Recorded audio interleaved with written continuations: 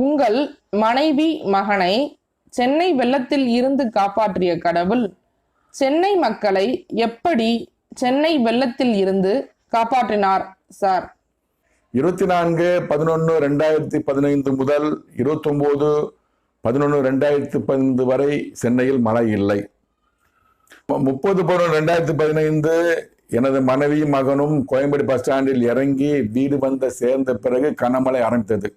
தொடர்ந்து மழை, தொடர்ந்து 30/11/2015 பகல் முழுவதும் மழை.